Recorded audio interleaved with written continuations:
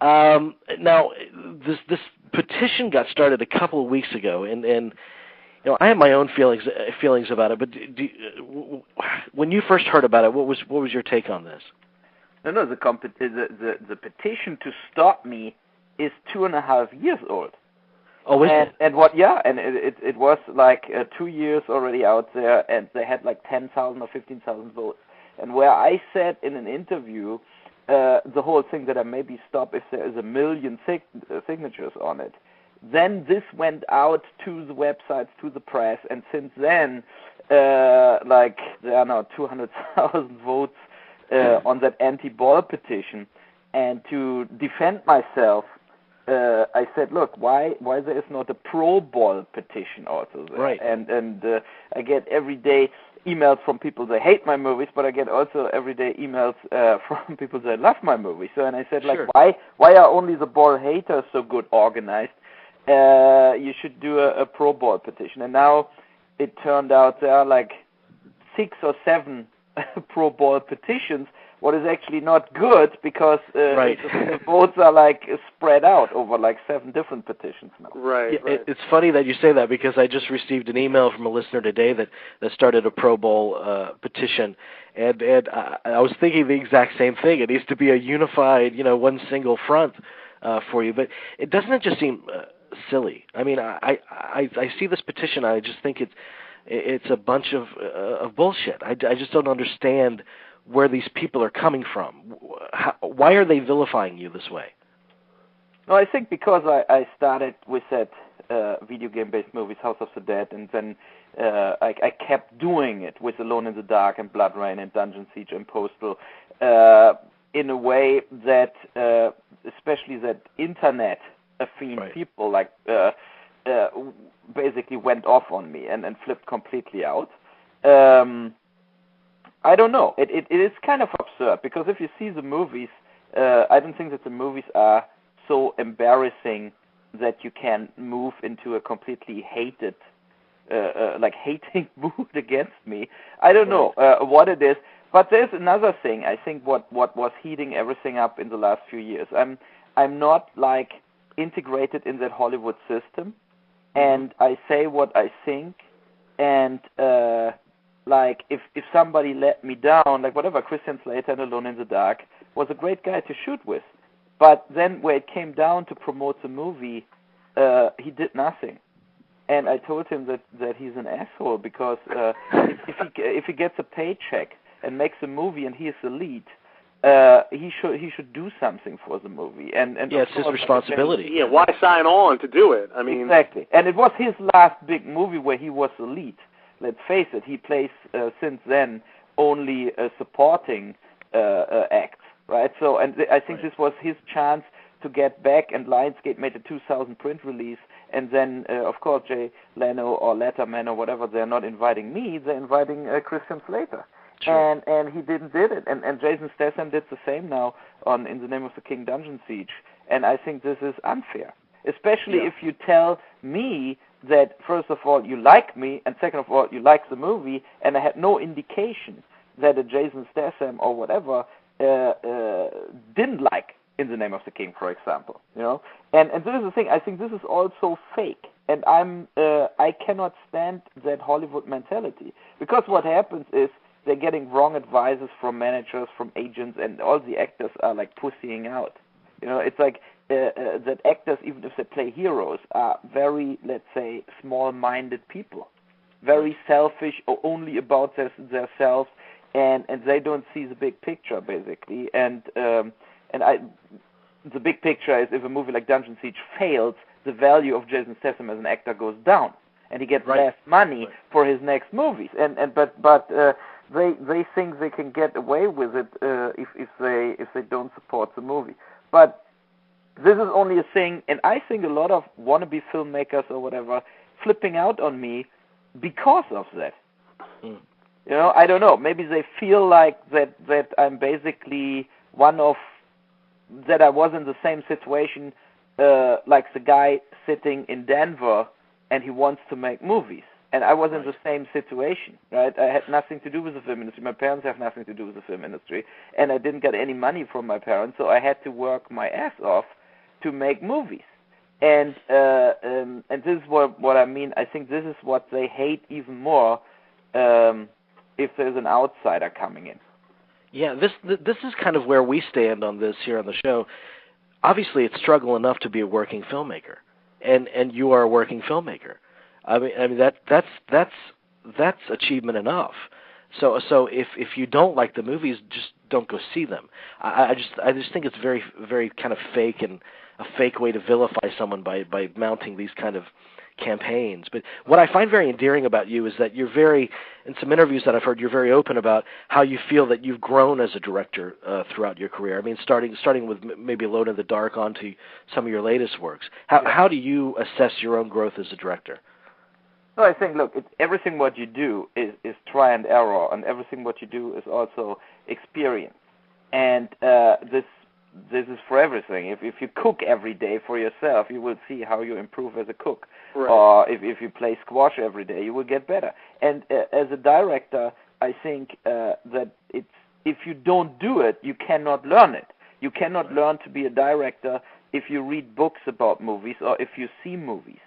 And there's a big difference between like sitting at home or making like small short movies with the kids in the neighborhood, what I started also with. And I was sitting also, there was 15, 16, 17 writing scripts, and no script get ever bought or sold or whatever. And then later, if you actually start making movies, I think it helped me totally that in my first movies I had to do everything. I even did the camera, and you get a feeling for like light and whatever. And then if you have the chance at one point, you have a little more money for a movie, you have better crew, you learn from the crew. You see how my first movie, 1999 in Canada, what I shot, Sanctimony with Caspar Van Dien, was like for me very big experience. Like not my language, and then the bigger crews here in America compared to Germany, and all that stuff. And it would be like totally absurd to say I know everything from the beginning on, and I don't get better. And I think if you see movies like House of the Dead, Alone in the Dark, and then later now In the Name of the King, or Postal, or Seed, my horror movie, I think you see that they are so much better compared to Blackwoods or right. House of the Dead or Alone in the Dark. And what is for me really bad, and I cannot believe it actually, that these guys are out there, and every movie what gets out gets like voted with 1 point on IMDb, and a lot of normal journalists, like, of course they research me online, and then in all the interviews I don't talk about my movies, I talk about my reputation, and this is in a way boring, especially if you have some movies like a Postal or Seed or my Vietnam War movie what comes up 1968, what are interesting movies with interesting stories and interesting like controversial themes also. So, well, I am going to be one of those guys that wants to ask you about those films. We're definitely going to talk about those films that you have upcoming, including Postal, which I'm anxious to see. But do you feel like this business doesn't kind of allow you the opportunity to grow? I mean, do you feel that with all this press you could make the next Citizen Kane and it wouldn't be recognized as such? Absolutely.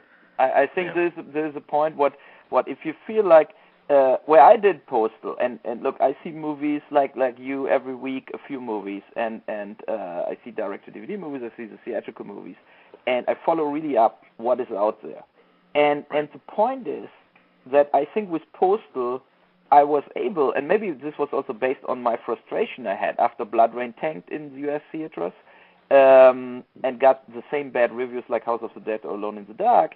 I was sitting down like after 7-8 years and wrote a script where I put all my energy, all my hate, all my humor, all the like frustration about what the world is and what situation the world is, with not only the global warming, whatever, also Osama and Bush and the corruption in politics and the Iraq war, and I combined it with that video game story that we have that Postal dude living in a trailer park with a 500-pound girl wife, and I think because of this, I cannot get lower in the rankings of the critics. That I really gave a shit about everything, and I wrote that movie in a way that it turned out, I think, really funny and important. And this is the thing, like, even if it's an absurd comedy and it starts with the September 11 pilots and everything, and it comes around like a dirty kind of comedy, I think it nails the situation in the situation we're living in way better. As this was, look, I like George Clooney, and even if I gave him shit because the point is, no, you know why I said that statement is because I think there is something, like if for example, if George Clooney is doing something, and around him, of course, is Steven Soderbergh and Matt Damon and all that political people sitting in Hollywood and making this kind of movies like Serrani or whatever, they're getting from the beginning on critical acclaim, no matter what it is. And even if it's not good, or even it's not really reflecting the real political situation. And I think in Postal, where I show that Osama and Bush doing together insurance fraud, and Osama was never in Afghanistan, he lives in Tucson, Arizona, and this total absurd situation, I think I show in Postal, is maybe way closer to the reality.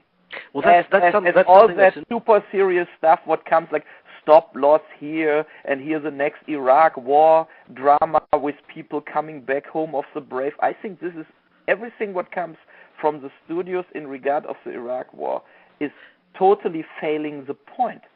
Mm-hmm. Well, this is interesting, and we're jumping around a little bit, but you've brought this into the fold. You've mentioned these other kinds of films that deal with political and social issues that play it very straight. Is there a benefit of using satire, as you have with Postal, that kind of brings about more profound truths than if you would have played it straight? Are you able to go further? Yeah, this is the thing. Like, you can be way harsher, and you can say some stuff what you couldn't do in a serious movie, and I think the biggest important thing is to take it serious, to take Postal serious, even if it's an absurd comedy. Right. Because look, if you at one point we all have to wake up and we have to say, okay, the world is not in a situation the world should be. And if you see, like, take Obama for example, he said a few weeks ago, like, it's absurd that the people still have weapons in America and that they are so religious driven, right? And since he said that, he's excusing every day in public that he said that. But the reality is that he said the truth. And it's time to wake up and to tell the people, if it's fundamentalist Muslims, if it's like Bible Belt, Jesus camp people from the Middle West, it is time to say, as a knowledge, educated person living in this century now, look, guys, you are wrong. There is evolution, there is Darwin, and it's not like if you're an ultra-Orthodox Jew running around with a fucking black hat and a big beard and stuff coming down out of your hair, like, it's your problem. You are retarded. You think the wrong things about the world. You are wrong. And we are scientific-driven and natural science-driven, and this is also not, we cannot explain everything, but we know what is wrong. And we know that what Bush thinks about the evolution and the people in Midwest America think in the Jesus camps or whatever, that they are wrong. And they shouldn't have any political power, and they shouldn't vote at all as long they think this kind of things, what is proven wrong. So, and I think we are living in a time where it's time to step up, to say about Bush, for example, look, the Iraq war is a money-driven war made by Halliburton, Dick Cheney, and Bush, paid by the weapon industry. And they made everything up about weapons of mass destruction and connections Al-Qaeda, Saddam, to start that idiotic war to make more money for their buddies. And it's not something good that there are soldiers and everybody like McCain or whatever say every day like you work for your country in Iraq. No, it's wrong. It's wrong that they're in Iraq. And if you're a soldier in Iraq, you should pack your stuff and go home because you shouldn't fight for people that make money on you. You are not fighting in Iraq for America. You're fighting because you are cheated in a war and you maybe lose your life there. Why? Because people want to get richer. So and all that stuff, and this is the point. Like I studied economy, I studied literature. And to think because I did House of the Dead that I'm not so educated like a George Clooney if he makes a movie. I would bet with you that I'm way more educated and I read way more stuff about as George Clooney his whole life. I'm a doctor of literature, and this is pissing me off, that I'm in a situation that I look like a retard from that guys, written down from that guys in the internet, but it's not myself. And this is the whole point why I think it's time that serious critics start looking in that what I did as a filmmaker. Starting with German Fright Movie or Barschel Murder in Geneva, what is a semi-documentary about a dead prime minister in Germany, or Heart of America, the movie about school violence. Why nobody sees that movies and starts writing about that movies? Every movie from a Michael Haneke or Tom Tykwer gets like followed up to the roots and interpretations here, interpretations there. And the people don't see that I did way more movies as these guys and more and totally different movies. And don't get me wrong, I like movies from Tom Tykwer. I like movies from Michael Haneke. So, and I know what you're saying. Yeah, I know exactly what you're saying. But it sounds have been movies about like the school shootings and everything. There are a couple coming out in the next couple months. Yeah, but look, when I did that, I did Heart of America, 2002, about the school shootings, And what I didn't get any attention because in the same year, Elephant came up with Gus Van Sant's school shooting. Yeah, I know, and then he overshadows you because that won the award at Cannes. So, right. So, and this is the thing, but is that the reason to ignore that movie if you judge me as a filmmaker? And this is the point. And and I think coming back to Postal, I think Postal is made in that totally free spirit that there are no rules. There is no religion. There is no nation. There is no race difference. We are all humans, and this is what in every single scene in Postal, it's kind of anarchistic. And I think this is the thing why I'm totally convinced from Postal that it's the right movie at the right time to make this point.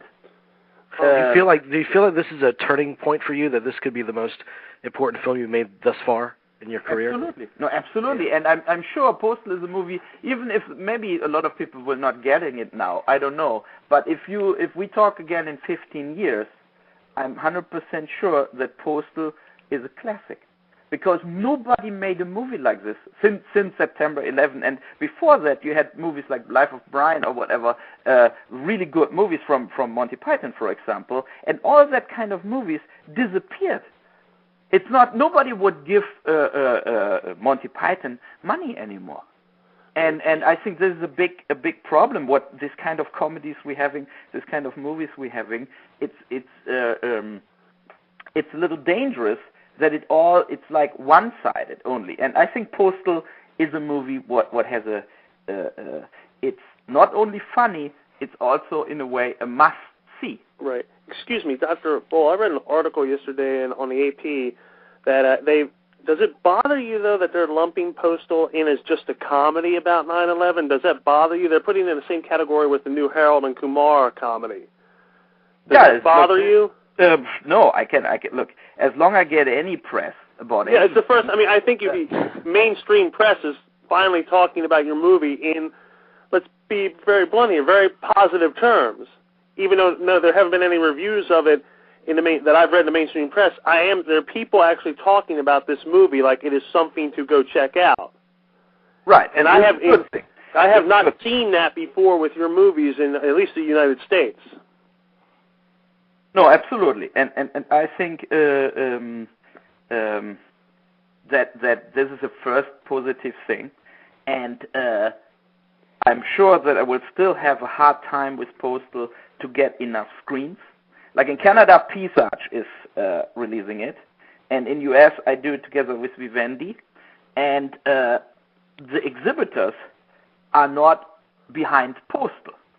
So, like what I mean behind means like, are they showing a lot of trailers in the theaters? Did you walk in the theater and there is a big poster hanging? No. Because they hang on every corner is Indiana Jones and Speed Racer and Iron Man. So you have to overcome, like the problem is that the audience must come up on May 23 for Postal without that there was before that super massive advertising campaign, like for a big studio movie. So, and I hope that they will come up on May 23, they will check out where the movie is running, and then they will go there. And I hope that there will be a word of mouth about the movie. Did you want, I mean, wouldn't you, that release date, as you know, is, you're going against the elephant in the room is Indiana Jones that weekend. I know, but it's good, because the reality is, I'm follow up what's going on in the theatrical business. And for me, to start on a weekend where Indiana Jones starts on the Wednesday, and on the Friday where Postal comes out, is no other movie coming out. True. And I prefer this compared to you get on a weekend where like 4 medium movies getting out, but each movie gets 2,000 screens. Look, last weekend, Forbidden Kingdom, I'm Over Sarah Marshall, or whatever the title was, and 88 Minutes, are 3 movies. All 3 went out on 2,500 screens. Right. And all 3 movies spending $20 million or more in advertising. So, and I prefer then to be the totally underdog against maybe the biggest movie of the year, and but at least there is no other competition around me. Yeah, I actually think that it's great counter programming. I've said that before on the show. It's pretty smart sometimes to open up against the. It's big, very big smart. Definitely counter programming. Definitely. I remember seeing a trailer for your film back in October. I know. It was theater. scheduled for November last year. Yes. And then what happened was exactly that situation, that more and more movie releases came up, and they moved, like the studios moved movies around, and on our release date were already 3 bigger releases with 2,500 prints plus. And then we moved it, and we couldn't get into the December thing. And in January was In the Name of the King coming out. So I was like blocking, the plan was, we were thinking about should we do In the Name of the King later and should we do Postal first. And then, but In the Name of the King was already locked in, and then we kept In the Name of the King for January. And this is the whole point, that it went now, it goes against Indiana Jones May 23.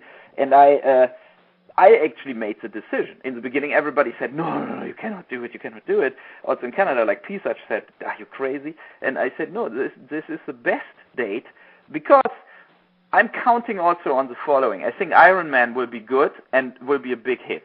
But Iron Man is starting next week. And I think that Speed Racer and the Narnia 2 movie will actually suck big time.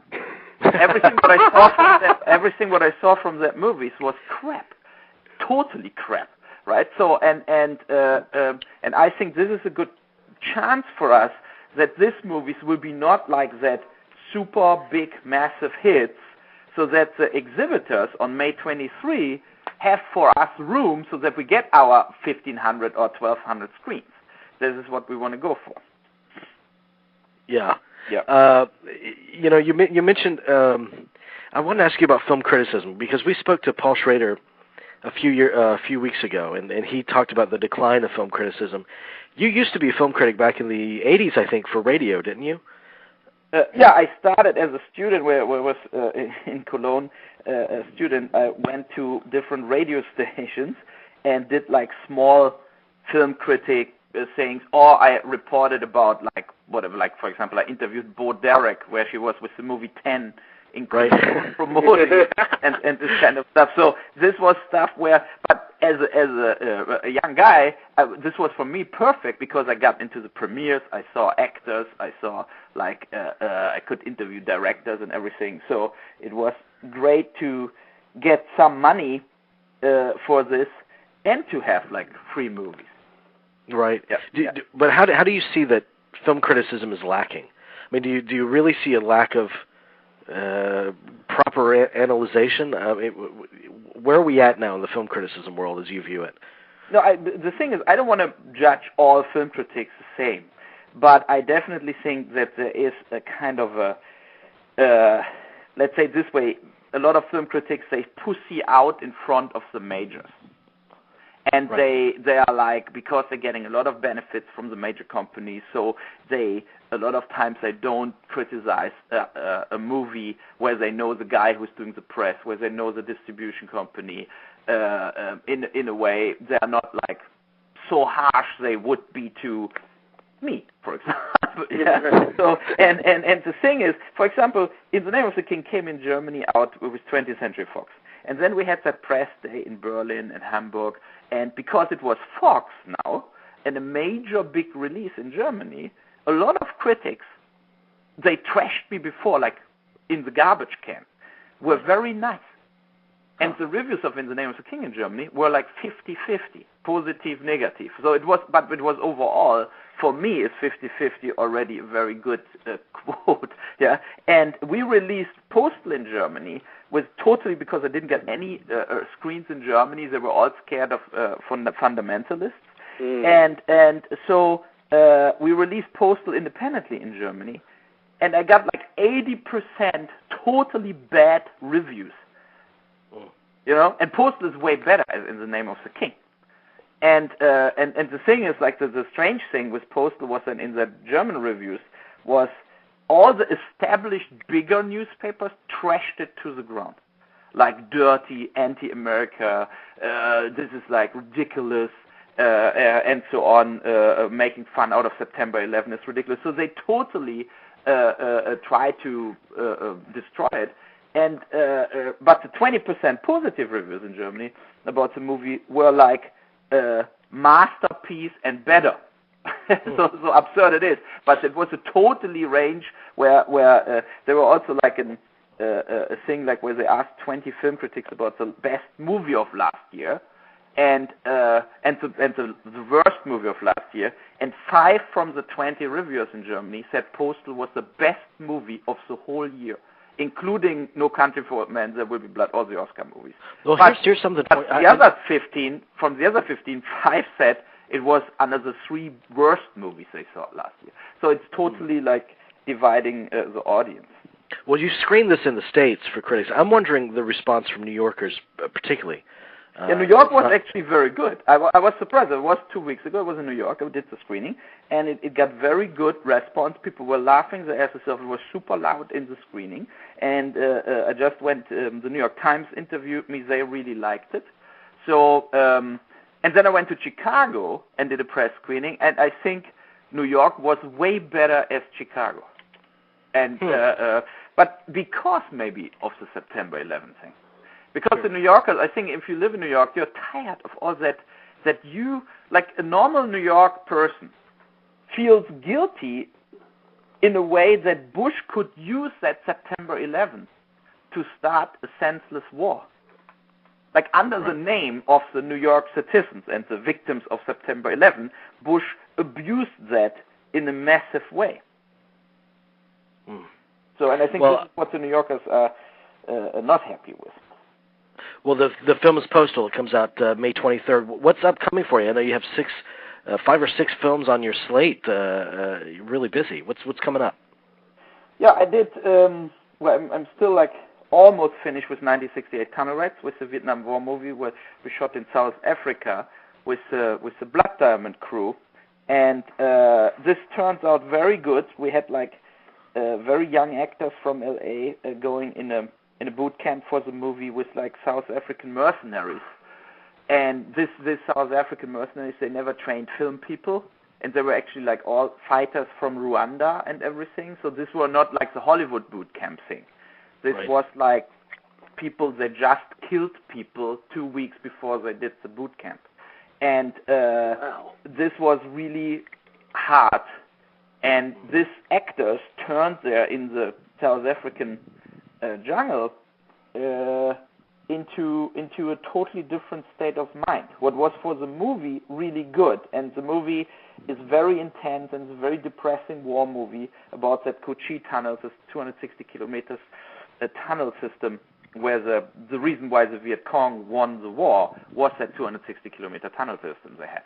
And it's the first movie about this where traps and where you go in the tunnel, you fell in spears, and there are booby traps, you blow like hand grenades hidden and all that stuff. So, but everything what happens in the movie happened in real, and I think it's a very good movie.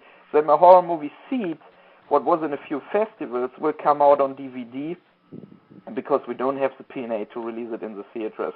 And I'm very happy with that movie also because it's also based on like there's an execution on the electric chair and like in real time, and the movie is a little more as a horror movie. It is basically a little like a nihilistic kind of point of view what humans are, and it's very harsh with the death penalty. Also, I opened the movie with like animal footage where animals getting like skinned alive from. And I got that material from PETA. Which you donated your salary to PETA? Yeah, 2.5% goes to PETA, and it makes a point. It sets a beginning, like, okay, now you're not in Saw here or something like this. The next 90 minutes will be not fun. Right. This is why I opened that movie with that, to really make like a statement. And no, I'm very happy with Seed. And I just finished a movie. This would be then the last thing. Is a movie where Edward Furlong is in, and Sam Levinson, the son of Barry Levinson, and a few other guys, about a real case, what happened in a German cell 2 years ago in prison, where 3 guys basically tortured the guy for 9 hours till he hanged himself. And it's also a movie what similar to Tunnel Rats, all the actors that even slept in the jail, they went totally in character, and it's like a super hard psycho drama.